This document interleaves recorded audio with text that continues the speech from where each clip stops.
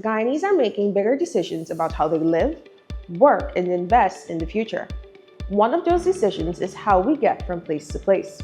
With a rising interest in electric vehicles and a growing conversation around cleaner transportation, many are beginning to ask whether it's time to make a switch. In this edition of From Well to We, let's take a look at the road ahead. Transport sector accounts for about 20% of our petroleum consumption in terms of liquid fuels like gasoline and diesel. There are probably more than 200,000 vehicles on the roads. And so it is important that we diversify our energy supply base, moving away from dependence on imported fossil fuels. The demand for public charging networks have increased. Our local electric vehicle fleet has also increased. The last count that I made public was at the end of 2025. We had more than 500 vehicles imported into the country. Oh, wow.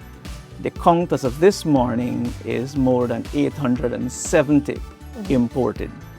389 already imported for 2026, which represents the largest number of vehicles imported in a single year already, and we're not at the end of the year as yet.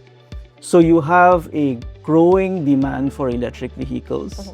They are a lot more cost effective to operate, and so we are positioning the charging network to ensure that persons have access to this. Why is now the right moment for EV adoption in Guyana? Now's the perfect time for EV adoption in Guyana. I think so because the infrastructure is expanding in the country. You know, the Guyana Energy Agency recently said that they're going to be making strides to have at least 20 additional chargers in the country. So that's a great step. So the infrastructure is the perfect starting point. Of course, there is factors like the rising fuel costs that would also encourage you to get into EV adaptation because it makes life a bit more easier for drivers. For your money, there's a lot of value in the EV space, and I think I really wanted to capitalize on that by owning an EV. I would previously have spent around $30,000 a month in gas, again, and that was because I had a fuel-friendly vehicle.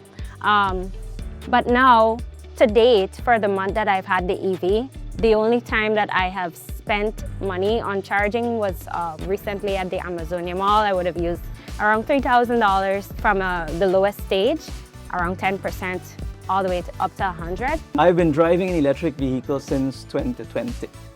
Oh, wow. It's smooth, there's no noise, it's quiet, the acceleration is great, it's a little intoxicating.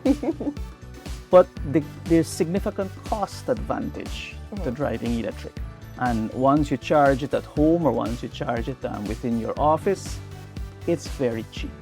I don't know if you've ever run the numbers on what it costs you to utilize gasoline or diesel vehicles, but they can range from between 15 to 40 Guyana dollars per kilometer. If we were to use an electric vehicle at the current cost of electricity, it's about 9 Guyana dollars a kilometer. So immediately there's a huge saving.